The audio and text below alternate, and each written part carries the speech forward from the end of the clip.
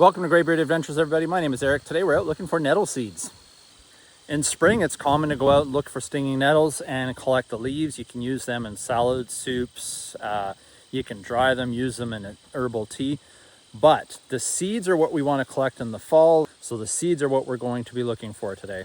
Stinging nettles, Latin name Urtica dioica, basically means from two houses. Refers to the fact that stinging nettle grows in both male and female plants. Today we're going to be looking for those female plants. They're the ones who produce the seeds. The males produce the flowers that pollinate the female flower that turns into the seed. So there is a noticeable difference between the two. It can be a little bit difficult to differentiate for your first time. I actually find it still difficult on occasion. Sometimes you get a plant that you're just not too sure, but let me show you today how to find those differences, and then we'll start picking them, collecting them, then we'll process them. But before we dive into the differences between a male and female plant, let's talk a little bit more about stinging nettles. Nettle seeds contain important amounts of vitamins A, C, K, and even some of the B vitamins. In terms of minerals, they contain calcium, iron, magnesium, phosphorus, potassium, sodium. They contain important fats and essential amino acids, polyphenols, and various pigments. Nettle seeds also offer excellent support to adrenal glands, which are involved in regulating metabolism, immune function, and the body's response to stress. They're also excellent for kidney health. They have anti-inflammatory effects, and the nutritional value with those fatty acids, vitamins, minerals are an excellent addition to any diet. And all these important elements mean that nettle seeds are adaptogens, essentially allowing our bodies to fight off fatigue, stress, anxiety, and promote overall well-being. Like I said, absolute powerhouses in nutritional value. Nettles are essentially considered a weed by many. A lot of gardeners and farmers hate them just because, well, as the name says, they do sting. So they have little thorns, little hairs on their leaves and stems that can cause skin irritations when you touch them. They can really hurt if you're not used to it. Frequent touching kind of does develop some sort of immunity or a little bit of resistance to it. I find now I've just touched them so much, not always on purpose, but that I can touch them sometimes and not feel the sting. Other times it still gets me pretty good. So it's kind of hit or miss depending on the plant. But yeah, these have long been considered weeds, but if you're an herbalist, a forager, these are just powerhouses of nutrients, vitamins, and fatty acids that support all kinds of functions in your body. So they're really just a treasure out here, and they're so easy to find. They grow just about anywhere. They do love nitrogen-rich soils, so you'll find them often in near manure piles and farmyards, barnyards, that sort of thing, in disturbed soil, so along roadsides, beside paths. So that's where I'm looking today. I know I have, I'm not looking very hard. I know I have lots of stinging nettle on the property here.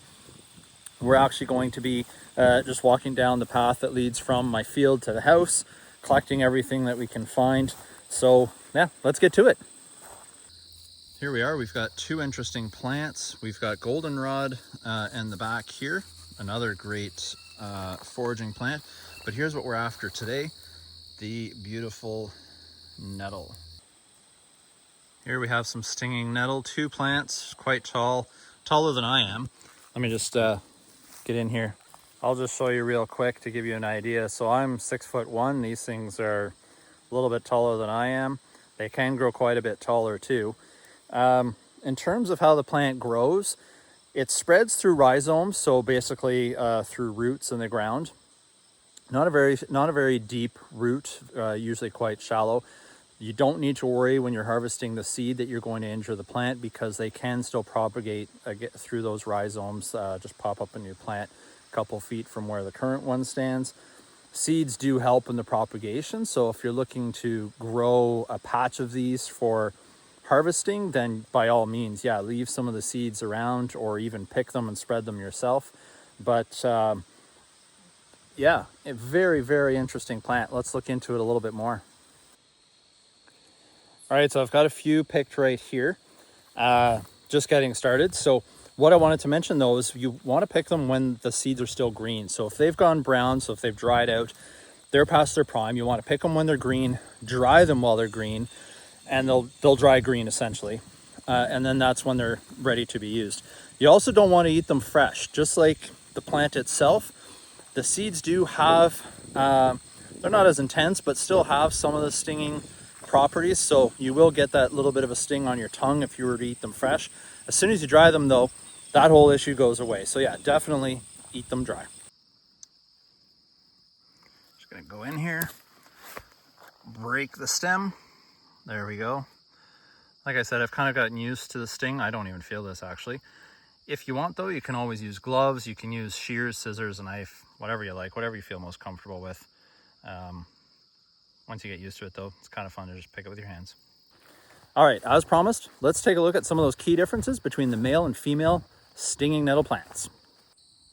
So to help everybody with identification, here we have the female seed.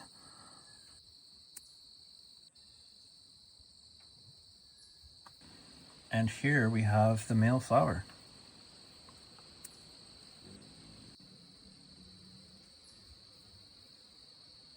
One way to really tell them apart is the males have much thinner spacing. You can see here, much longer, thinner, a lot less busy on the stem.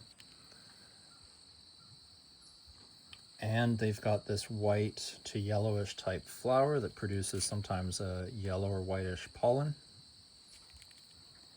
Versus the female, which is much bushier, full stems, and a lot more of them. Processing your nettles is quite easy. I like to dry them just by putting them on a piece of packing paper. You can put it on newspaper. If you have a dehydrator and don't mind using it for that, then go ahead. I find I just prefer not to use the heat. I know sometimes heat can affect the integrity of your harvest, so I'd rather just let them dry naturally. So yeah, a couple of days, maybe sometimes up to a week, depending if you pick them when they're really wet. But otherwise just a few days and they're dry. Here's a nettle stem that I picked a few days ago. As you can see, it's fully dried. Seeds come off very easily. You can see all the little seeds. You can see compared to my hand how small they are. They're essentially like the size of a poppy seed. So you're just going to pick them all off their stems. Just rub them off is an easy way to do it. And put them in a container for use.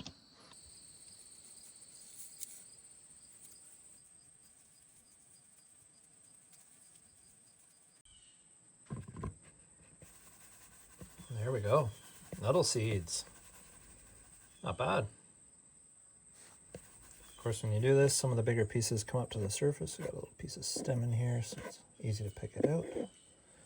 And there we have it, our nettle seeds.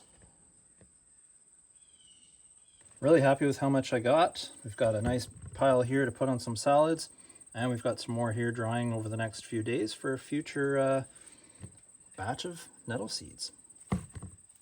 I hope you enjoyed the video. If you did, please consider liking, subscribing, and hitting that notification bell for future uploads. Your support goes a long way in helping me kind of stay motivated and keep the channel going. I know I did take a pause, didn't upload stuff for a little while. I'm hoping to get back into it. Hope to see you on the next one. And in the meantime, get out there and find some nettle seeds.